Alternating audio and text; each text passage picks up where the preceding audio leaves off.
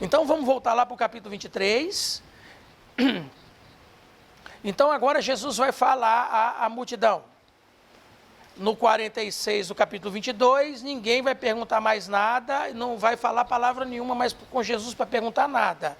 Ninguém vai interrogar mais nada para Jesus. No 23, Jesus então passa a falar. Alguém para ler para nós o capítulo 23, o versículo de 1 a 4.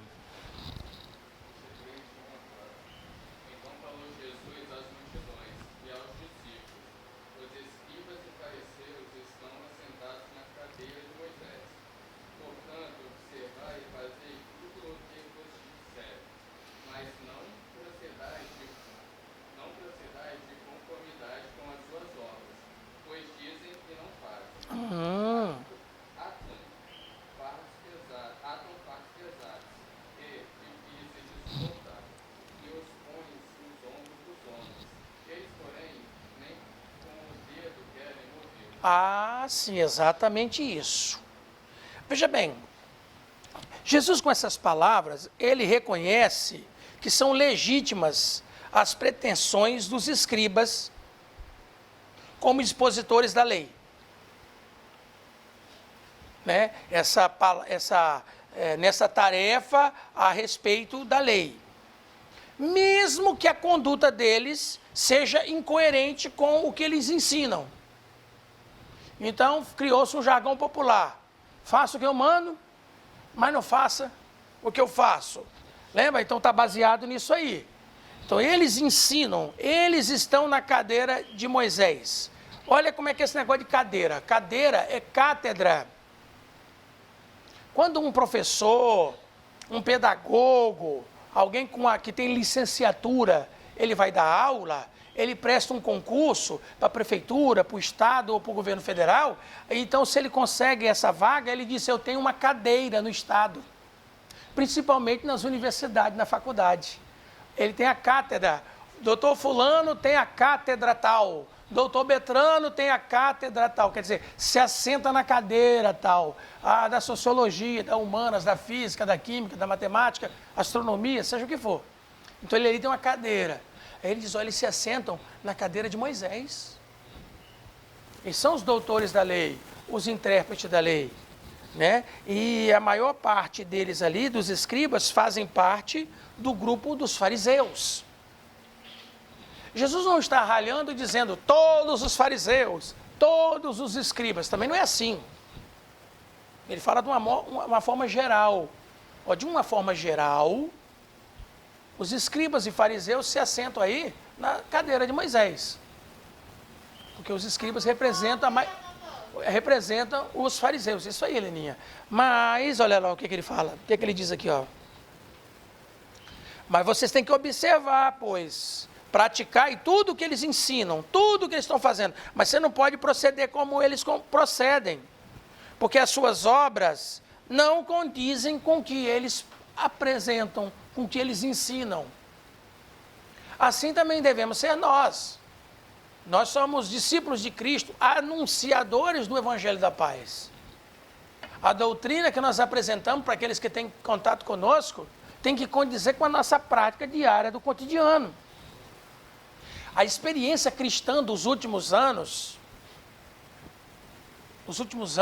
as notícias que nós temos tido, que parece que os cristãos, eu vou fazer como Jesus, generalizar assim, vou botar bem para o geral, estão falando uma coisa e fazendo outra. E a gente não pode ser assim. Jesus já ralhou com isso, vocês estão fazendo errado.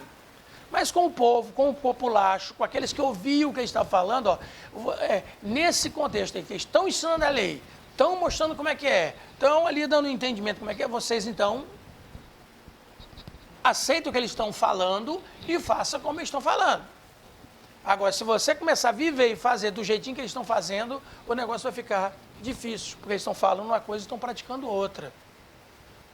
Então, a nossa palavra tem que ser sim para o sim, não para o não, apresentarmos a verdade e estarmos verdadeiramente vivendo essa verdade. É muito sério o que Jesus está aqui apresentando, né? Por quê? Porque eles colocam ali muitos ensinos maravilhosos, eles têm, muito dos ensinos deles sólidos, entendeu? ao menos no sentido do zelo, da palavra, do que está escrito, como está escrito, mas na hora da prática eles estão destoando, estão inclinados para outra situação que não é aquela que eles estão falando ali. Então, tem que ter muito cuidado e atenção quando lidar com isso aí. E eles colocam fardos pesados e difíceis de suportar, os põem sobre os ombros dos homens, mas eles, porém, nem com o dedo querem movê-los. Este excesso de zelo, esse pretenso cuidado, essa coisa toda ali, coloca um fardo sobre as pessoas, sobre aqueles que são dirigidos por eles, mas eles mesmo na vida particular, no dia a dia, não faz esforço nem com o dedinho minguinho para ajudar a carregar um peso daquele ali, nem para carregar para si próprio. E nós como igreja, hoje, agora e amanhã e depois de amanhã, no sentido de tempo, nós temos que tomar muito cuidado a esses critérios que a gente coloca a cada dia, para a gente não estar somando peso nos ombros, tão difíceis de ser carregado, que depois as pessoas ficam sem capacidades para carregá-los, e aqueles mesmo que direcionaram esse tipo de coisa, acabam não fazendo, não praticando, não cuidando, porque sabe que o peso é grande. Hoje foi lido ali, Romanos, quem come, come. Quem não come, não come. Coríntios, ele também trata desse forte e fraco. Se eu sou fraco, eu tenho que tomar muito cuidado para não ficar julgando e condenando o que come ou o que bebe, porque eu, no meu escrúpulo, não como nem bebo. Seja qual o motivo que me leva àquele escrúpulo. Porque, Paulo, nós estamos falando das coisas que podem. Tá bom, gente? Não vai pensar que na carta aos Romanos eles estão discutindo sobre o que não pode comer nem pode beber. É do que pode. Mas existem circunstâncias, e nessas circunstâncias, vai comer ou não vai comer? Vai beber ou não vai beber? O fraco pode entender que não deve comer nem beber. Aí ele vê um forte comendo, aí eu sou o fraco, vejo um forte, aí eu jogo, olha lá, aquele lá, ó, ele não está tomando cuidado, ele podia fazer, está me escandalizando.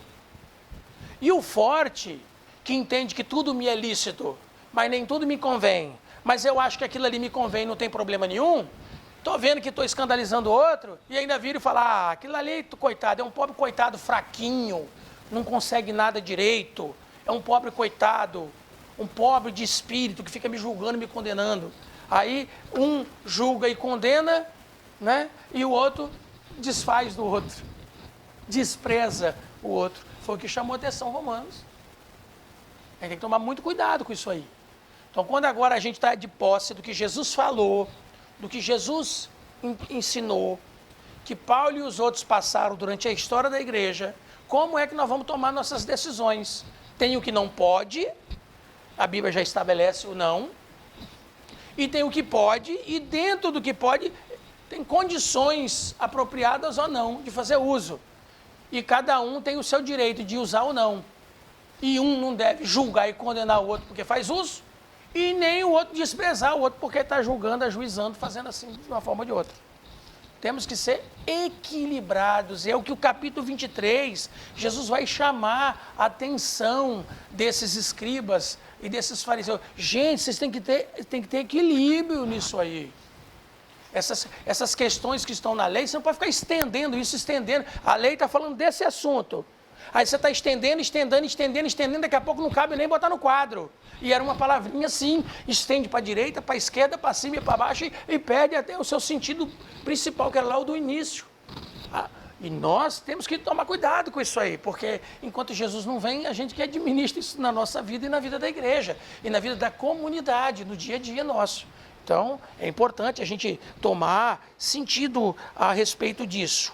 Então, eles impunham regras pesadas, mas que eles mesmo no dia a dia não colocavam em prática, mas entendiam, presta atenção, eles entendiam que os outros precisavam daquelas regras.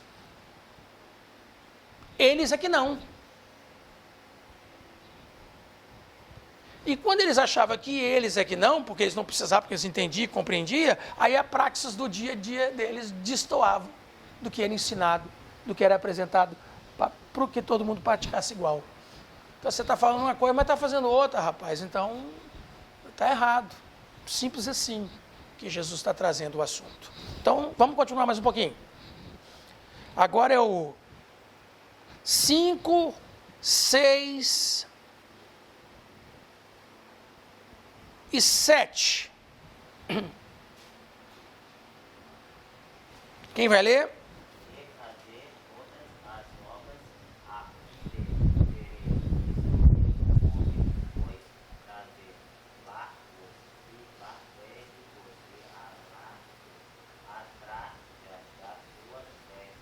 Isso aí.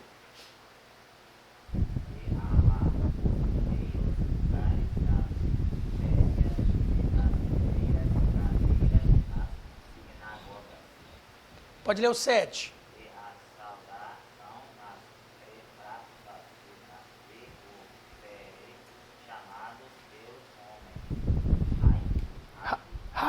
Rabi, quer dizer mestre na nossa língua. Mestre, pastor, título tal. Quer ver? Então, olha só, ele diz assim, eles fazem todas as obras a fim de serem vistos pelos outros. Trazem largos filactérios. O que é um filactério? O filactério é um pedaço de couro, ou é um pedaço de papiro escrito partes da escritura sagrada. Não tem a tal da caixinha de promessa? É uma caixinha cheia de versículos ali, que eles botam dentro de uma caixinha e passam um couro nela e enrolam no braço esquerdo e bota aqui na cabeça. Tem uma foto aí, bota essa foto para nós aí, de um jovem judeu usando um filactério no Muro das Lamentações. Esse é o filactério.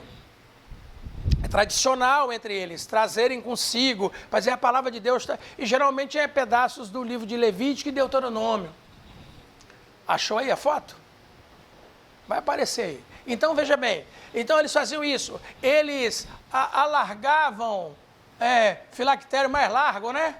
Quer dizer, que podia ser uma fitinha, como essa aqui fininha. Não, uma pessoa de longe já vê que eu estou bem, né? E as franjas das roupas. Essa franja larga aí da veste, é uma franja bem larga da vestimenta, que Jesus usava. Foi nessas franjas aí que aquela mulher tocou na roupa de Jesus, a orla do seu manto, do seu vestido. Essa mulher tocou, é só aí, ó, o filactério aí, ó. Olha lá, Maico, lá. Olha a caixinha na cabeça ali, ó. E tem uma caixinha aí no braço esquerdo aí, ó. Pendurada. Quer dizer, essa fita enrolada no braço? A fita é para amarrar mesmo.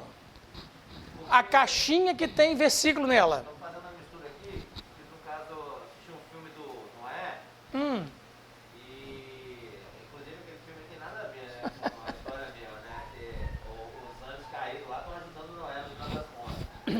E no final, Noé, ele pega a pele da serpente e enrola no braço. É, porque eles vão fazendo, vão criando fábulas para mostrar lá na frente por que está usando filactério, por que usa aquele couro. Eles vão tentando fazer uma ligação entre as histórias, entre os fatos. E pode ser que uma das fábulas judaicas conte até que Noé fez isso aí, mas acho pouco provável, mas pode ser que tenha alguma coisa assim. Então eles usavam isso aí. E quando eles usam o talit, tá vendo esse paninho aí que ele está usando branco em volta aqui? Ó, esse aqui, ó, esse aqui é o talit. Olha aqui como é que ele tem um amarradinho, tem vários nozinhos. Esqueci o nome. Você lembra do nome, Davi? Como é? Tic-tic. Tic-tic. Tic-tic. É isso aí, é porque é com tsadezinho no final, né? Como se fosse os gominhos para contar as orações. Sim. Sim, ele vai contando também para orar. Igual quando usa tanto o católico usa, como é que é o nome o terço, e o muçulmano também usa um conto para contar as orações aí. Entendeu? É esses gominhos aqui, ó, esses amarradinhos aqui. Então eles usavam isso aí Mas eles não usavam fininho, não. Eles só usavam largão, né? A cordinha do filactério é uma bandagem, que por camarada vem de longe. Opa, é um rabi. É um rabi e tal, entendeu? Ser reconhecido. Ser reconhecido. Mais zeloso, é exatamente isso aí. Quanto mais largo, mais zeloso, mais cuidadoso, mais escrúpulo ele tem, né? E aí, na hora que eles iam lá, amava os primeiros lugares nas ceias, as primeiras cadeiras na sinagoga, que era mais alta, né? Olha o púlpito aqui, ó, né? Durante muito tempo nós usamos tudo no mesmo nível. Nós botamos púlpito agora, não é para dizer que quem está aqui é maior do que os outros, não, é para ficar mais fácil. Para quem senta lá atrás, até mesmo porque muitas vezes as crianças vêm, ou senta aqui ou senta lá, para facilitar. Então veja bem que coisa interessante. Aí Jesus chama atenção.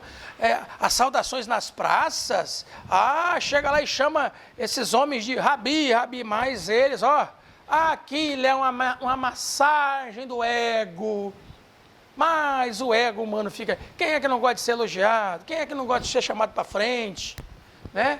Jesus e os outros que dão para a gente conselho. Fala, quando você for convidado para uma festa, não senta lá na frente, não. Senta lá atrás, que é melhor que alguém te chame. Ei, vem cá, senta aqui na frente, esse lugar aqui é seu. Do que chegar perto de você e falar, meu irmão, você não leva a mal, não, mas você pode dar licença desse lugar aqui, que é do fulano?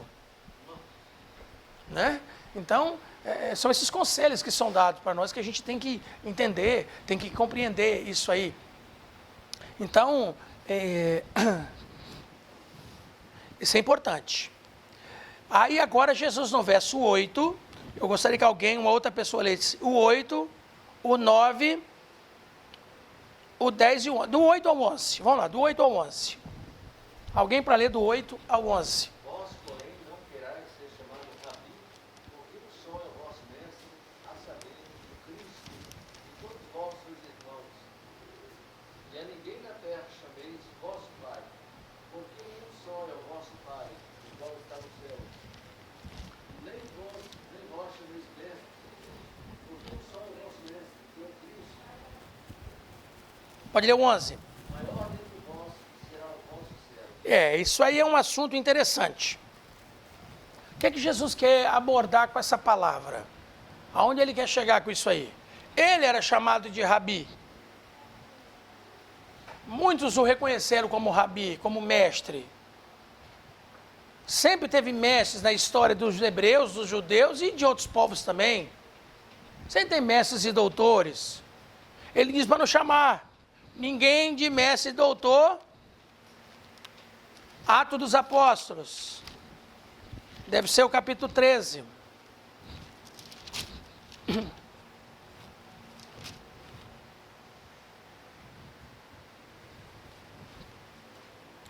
Versículo 1. Pode ler 1 ao 3. Capítulo 13 de Atos, de 1 ao 3. 1, 2, 3. Quem vai ler? Atos 13, 1 a 3. Pode ler, Leninha. Amém. Outra pessoa. Havia em Antioquia, na igreja local, profetas e doutores. Aí. Barnabé, Simeão, Fortunato, Níger, Lúcio, de Cirene e ainda Manaém, companheiro de infância do tetrarca Herodes. Viu? E Saulo. Viu aí, ó?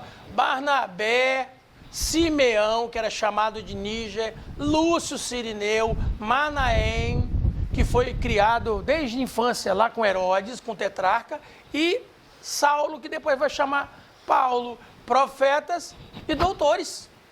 A igreja continua tendo doutores, mas Jesus não falou que é para não chamar ninguém de doutor? Ninguém de mestre? Como é que tem doutor aí? Entendeu? Então a gente tem que entender que existe um motivo, e ele está abordando aqui. Então vamos voltar para Mateus. Obrigado, Patrick. Olha aqui o que ele está querendo dizer aqui, ó. Vós não quereis ser chamado rabi ou mestre, porque um é só vosso mestre, a saber, o Cristo.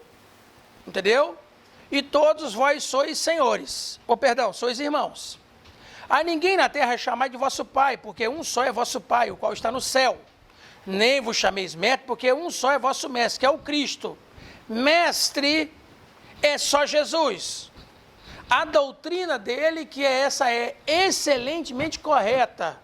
A dos escribas e fariseus estão muito próximo da coisa certa, mas ele vem para corrigir os seus erros e excessos. E ele ensina, a minha doutrina que é a correta. Mestre aqui sou eu. Pai, só tem Deus que está no céu. Que pai é esse? É o pai espiritual, tá, gente? Ninguém agora vai chegar em casa, tem o seu pai e mãe vivo, vai chegar, eu não posso mais chamar papai de pai, não. Ah, por quê? Porque Jesus falou que é para não chamar o pai de pai. Não é nada disso que está acontecendo. Pai espiritual só tem Deus. O que a gente tem notícia é que chamar alguém de pai, Abba não era o corriqueiro. Chamar alguém de pai, assim, o patriarca Abraão, Abraham. Entendeu? Os antepassados, homens que ensinaram a verdade, trazer uma honra, uma honraria para aquele antepassado, ou nesse sentido, entendeu? Então, e pelo que a gente sabe, do ano 80 ao 120 viveu um judeu chamado Saul ben Batnit. Foi o primeiro sábio judaico a receber o título de Abba. Esse aí é o que a gente tem conhecimento. Muitos outros podiam ter chamado assim. No movimento dos essênios, que eram ascetas, viviam lá na região do Mar Morto, uma comunidade com cerca de 4.000 pessoas. Eles não aceitavam o que estava sendo feito em Jerusalém, nem o sacerdócio, nem nada. Foram viver uma vida separada, uma vida ascética, tipo monástica, separada, ali do meio do povo ali. O líder deles era chamado Pai da Luz, Mestre da Sabedoria, Mestre da Justiça. Então pode ser que essas coisas, a Bíblia não fala dos essênios, mas fala, a gente conhece que ali naquele meio existiam esse tipo de consideração. Aí Jesus falou, mestre aqui sou eu. Mestre que apresenta a doutrina verdadeira sou eu. Os outros são todos transitórios. Por isso que a gente leu em Atos, a igreja tinha doutores, mestres, rabi, formados na escola de Hilel, de Gamaliel, lá tá com Gamaliel os outros, mas esses todos são transitórios, eles têm o que ensinar, eles têm o que falar, mas baseado naquilo que Jesus ensinou. Não é à toa que Paulo fica o tempo todo, ei, sejam meus imitadores como eu sou de Cristo, imitai-vos a Jesus, imitai-vos a nós, porque a gente está imitando Jesus no nosso dia a dia. E Jesus é sempre o ponto de contato, é sempre a base da doutrina, é nele que está a coisa. Entendeu? Então é nesse sentido, você não vai chamar ninguém de mestre que vai ocupar o lugar que é de Cristo. Você não vai chamar alguém de pai espiritual que vai ocupar o lugar de Deus, com a doutrina de Deus, a sabedoria de Deus, o que Deus está apresentando, através do seu Filho. Este lugar é deles, entendeu? Agora, apesar dessa palavra aqui de Jesus, esse título de mestre, ele voltou no movimento monástico, para designar um diretor espiritual. Com a história da patrística, os pais da igreja cristã, com o passado de 1, 2, 3 séculos, menos que isso, já chamar de mestre, entendeu? É líder espiritual. Então, nesses monastérios, desses que foram viver, esses grupos assim, onde era apresentada para até gerar as cátedras futuras que teriam dentro da própria igreja.